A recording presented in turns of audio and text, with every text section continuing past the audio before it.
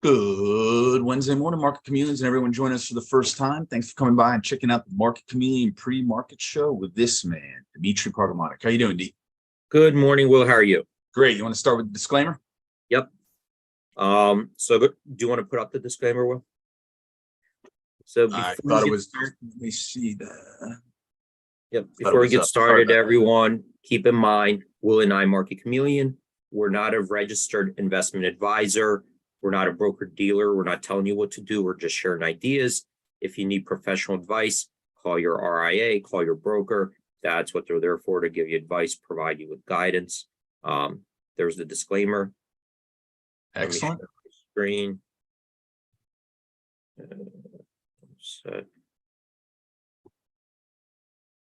See here. And if you guys are joining us for the first time, we do this show really to answer questions you may have about the Market Chameleon tools, data analytics. If you have the questions, you can put them on a live chat on YouTube. Will's watching it. He'll read them back to me. If you want to come on a show and ask your question live and direct, we also provide a link to Zoom. We welcome anybody to come in. If you click on that link, you go over to Zoom. Once you're in Zoom, there's a button there that says raise your hand. Click on that. You don't have to turn on your video camera. That prompts us to let you in. Once we let you in, everybody could hear your question, but you can ask your question live and direct. While we're waiting for questions to come in, what we'll do is take a look at the pre-market report, see what's trading in the pre-market hours. Maybe then I'll navigate to a couple reports to get some market insights. If questions come in, though, I'm going to take those first, and will let me know if anything is coming in on over the YouTube. Right now, we'll start out with the pre-market report, and these are stocks that are trading in the pre-market hours. We have our most active stocks, our biggest percentage gainers, biggest percentage decliners. See 61 stocks made our percentage gainers list, 34 on the decliners. And from this perspective, it looks like we're setting up for a bullish bias at the open. When we look at this list, we see that there are small cap stocks in here, closed-end funds, units, ETFs, leverage products, closed-end funds. So this list is really, includes any security that's trading the pre-market hours that meets our conditions. And we could narrow down this list, filter it down further to see what's going on, maybe in a specific industry or in a group of stocks in your watch list. Today, what we'll do is narrow down this list to stocks that are in the S&P 500 to see what's trading in the pre-markets in those stocks. And to do that, I'm going to use this filter here in ETF. I'm going to drop it down. We have a list of ETFs to choose from. The top one, SPY, that's the S&P 500 ETF. And when you select it, let's do that now. The list below will get filtered by stocks that are holdings in the SPY ETF. Okay, so here we see that 11 stocks in the S&P 500 are made our percentage gainers list, 5 on the decliners. So right now, from that perspective, we are lining up for a slightly bullish bias at the open. And we are getting some inflation numbers. Is that Thursday, Will? Yep. And we're discussing some of the drivers right now that I think is lifting the market. Part of it could be just seller exhaustion. We've been in a downtrend for a pretty long time now. I would say like a year almost. There's the economy in China is reopening. There's a lot of enthusiasm there. Maybe that will start boosting the overall economy, the global economy, maybe even help bring some of the inflation down. People are getting back to work. Some of those end products, we could see a bigger supply of those. And I think, right now, interest rates on the long end are still relatively low. What are we like?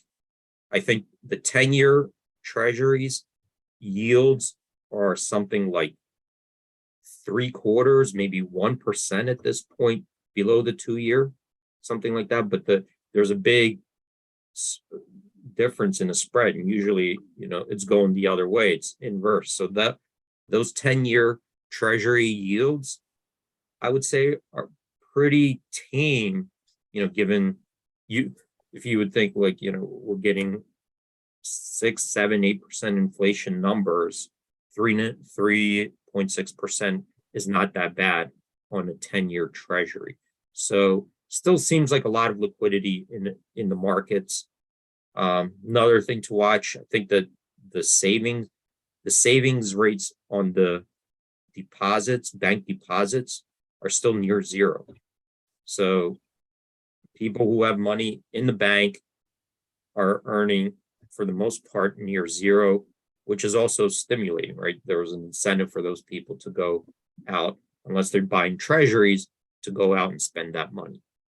So a couple, I would say, bullish factors that are playing into this market. If we don't have any questions, we did have a question, D. Yep, I'm ready. Yeah, we had actually, it looks like Chris, who was on yesterday's IBKR webinar. He's asking, hope we can go over an IV review mentioned in yesterday's webinar. I don't know, I know it's, you'll be just pulling it out of your head, which is a pretty strong head to pull it out of. Could you walk through the availability of IV on MarketChameleon? Maybe what kind of tools we have relative to implied volatility? Sure. So I'll go use SPY as an example. Let me take you to the implied volatility chart in SPY down here. And this here line, it's showing us the 30-day constant maturity implied volatility. And when we talk about implied volatility in a stock, right, an SPY, SPY itself, the stock itself, does not have an implied volatility, right? So if a stock doesn't have any options, there is no implied volatility to reference, because there's nothing to observe.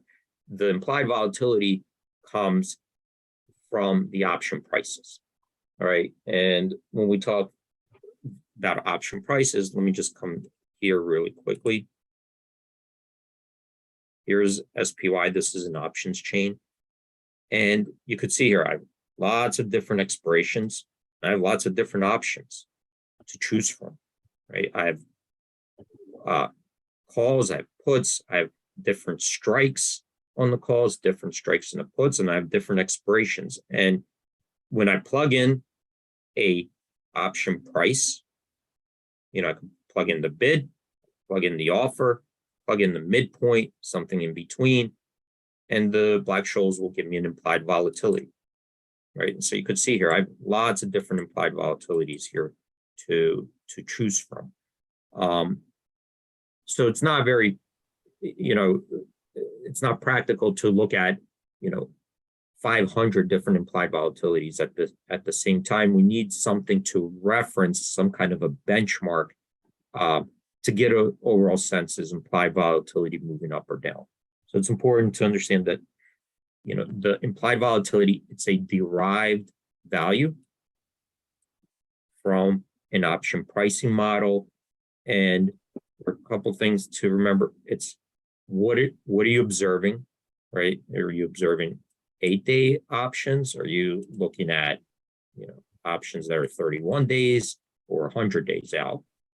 And which strikes are you observing? Because you could see different strikes tend to have the different implied volatilities. So when we reference, and usually the industry, the first implied volatility benchmark that is kind of a standard implied volatility to reference is a 30-day constant maturity at the money IB.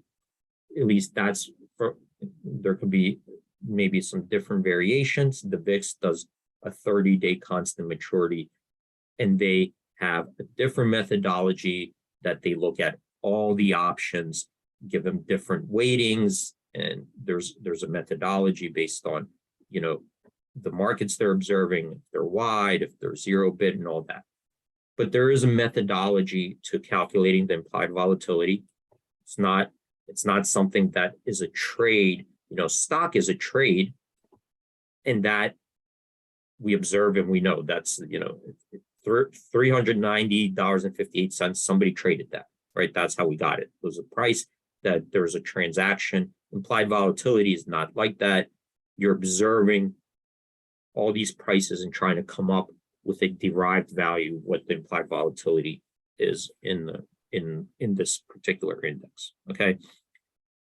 And I do get some questions because I've had this before. Well, Dimitri, your implied volatility is different than what my broker, you know, is showing me. And that is totally, you know, conceivable, because the methodology that we use could be much different than the methodology your broker uses or somebody else, because there is no, you know, set methodology. Because inside the implied volatility, right, to calculate the implied volatility, we're also making certain assumptions. We're making assumptions about what we think the interest rates will be on average between now and expiration, right? What interest rates are we referencing for that? What do we think the dividend will be? What do we think, you know, is it easy to borrow or hard to borrow?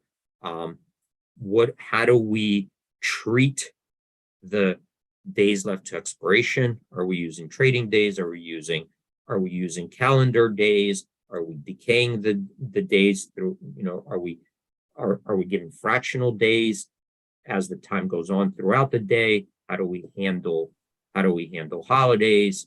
How do we handle wide markets? How do we handle exceptions? All that, it's a methodology. It's not like a formula where you could just, anybody could use and plug in. Okay, so it's not like you could type in, give me the formula and put these in.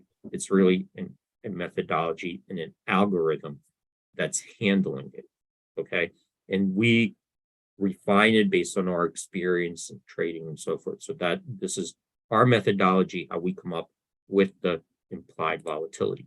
And then,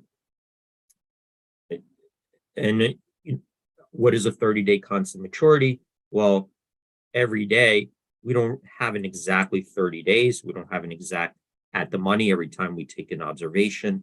So we take it's a formula using a weighted average between expirations that straddle 30 days. Okay, and so it's similar to VIX. You could go read about it.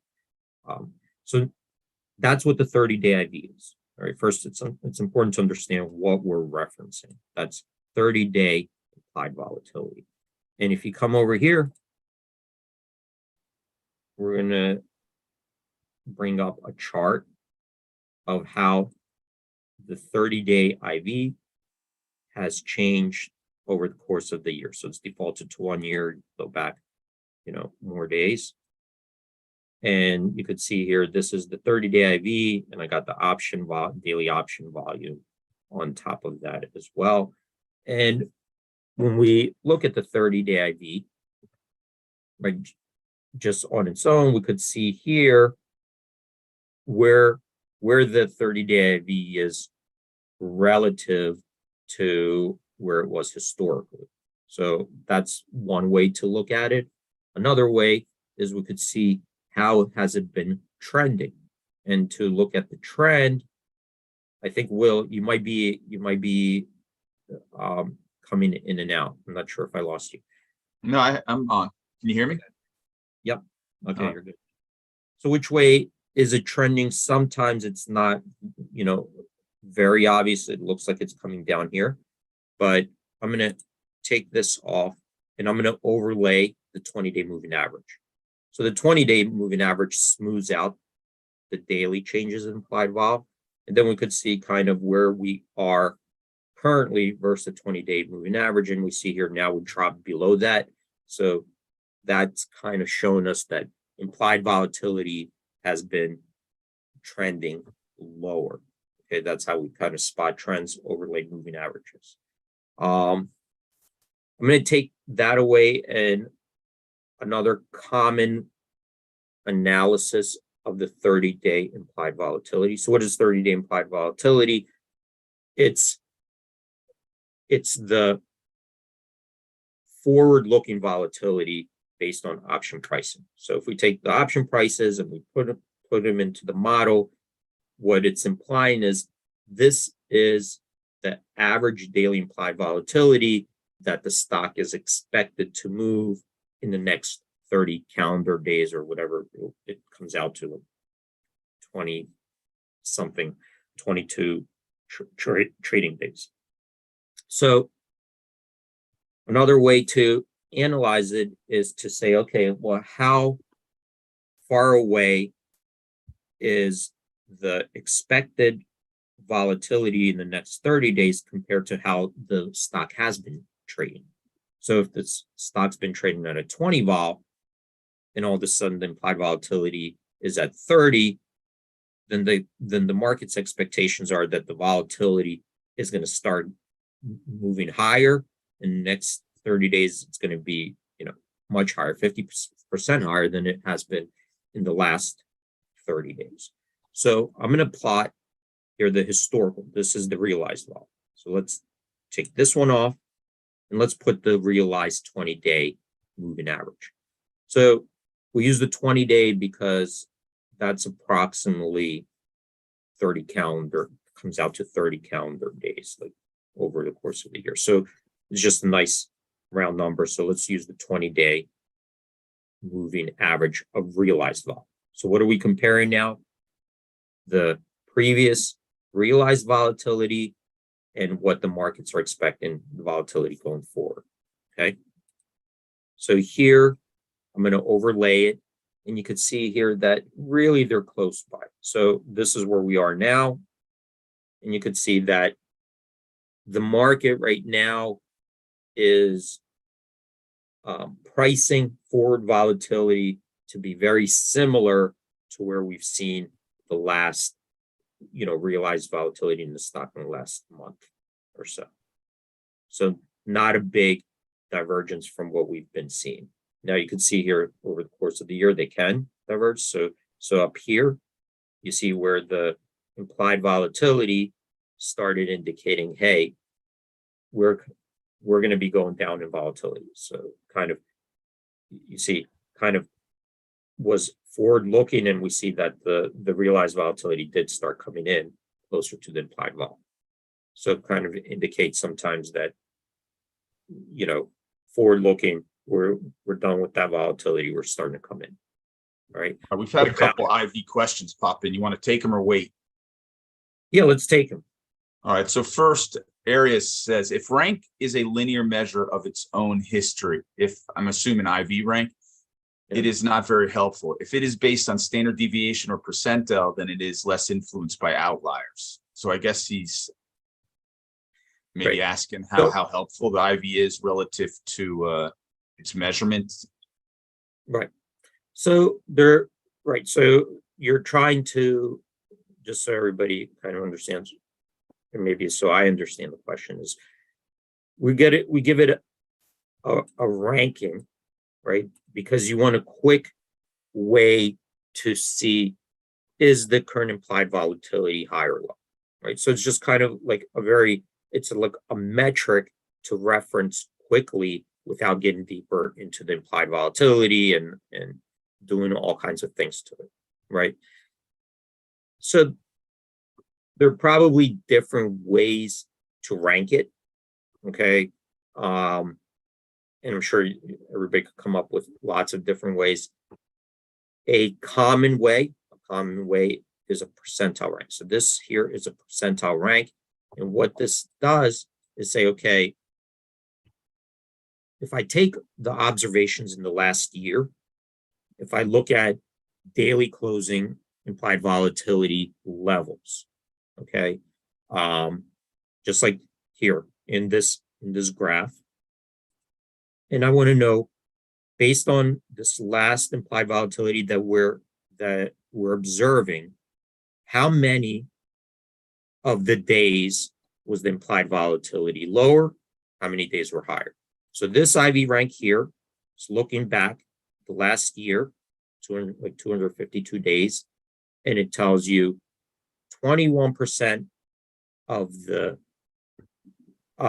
observations in last year were less, and the rest, 79%, were higher than the current.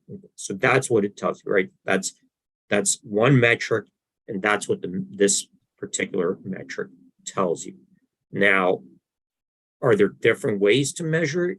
Sure. And this kind of takes out the outliers too, because when you're doing a percentile rank, how many percent are lower or percentage higher, then if you have one or two outliers, that's not going to influence it that much, right? If you have it, there's a ranking between how the position between high and low.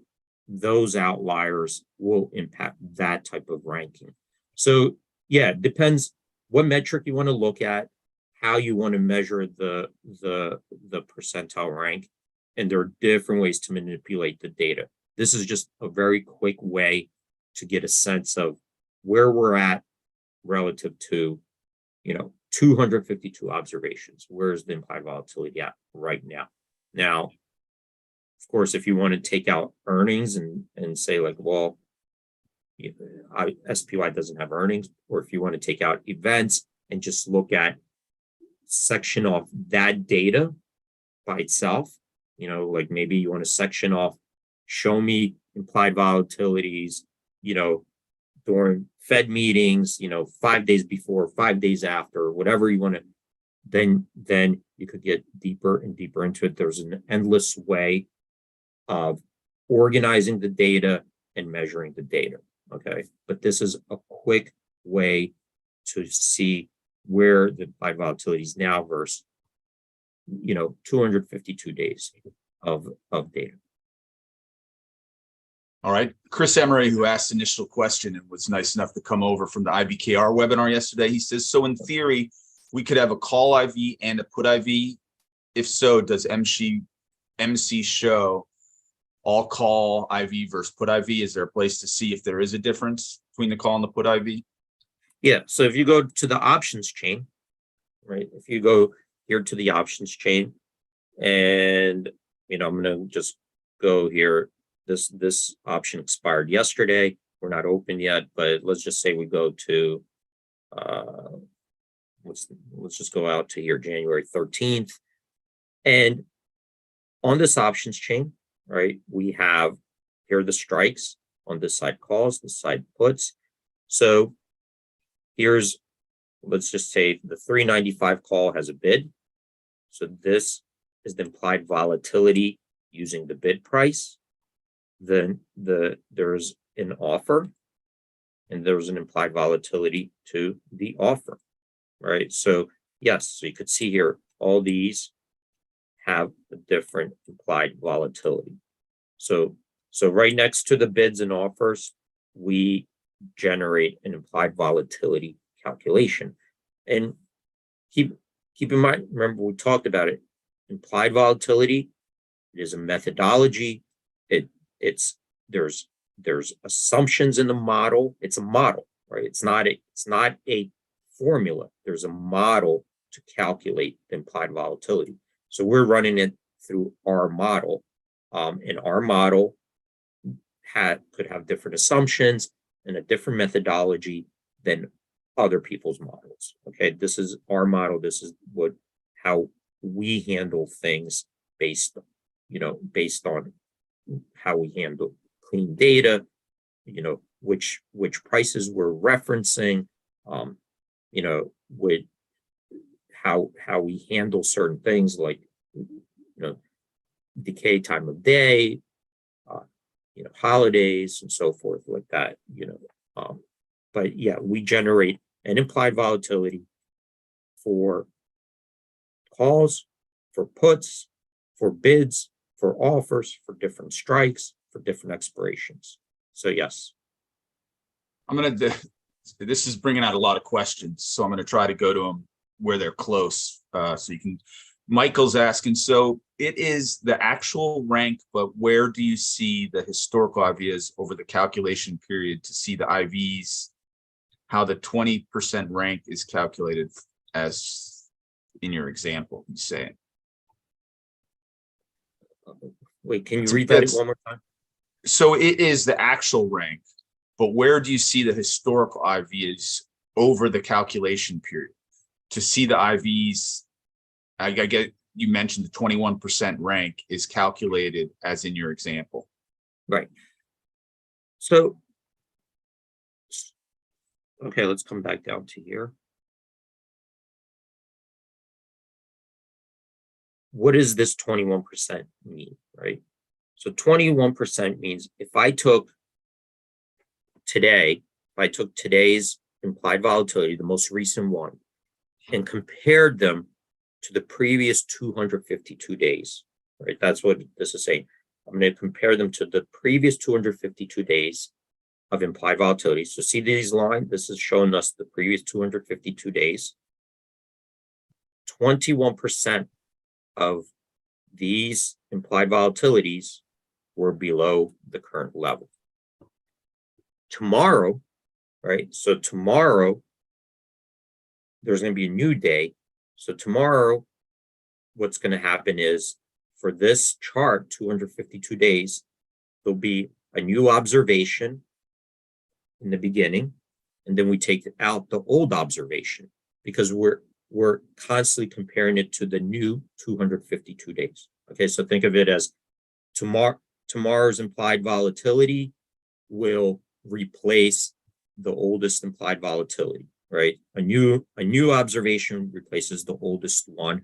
So every day that we're comparing it, there is a new data point and an old data point taken out because it's constantly looking back 252 days from right now. Okay, that's how this calculation is being calculated, and there's no one way to do it. You could look at back 6 months from now. You could look back 10 months from, look at the data 10 months, or you could extract data from these 252 days and compare. Let's say you just wanted to extract.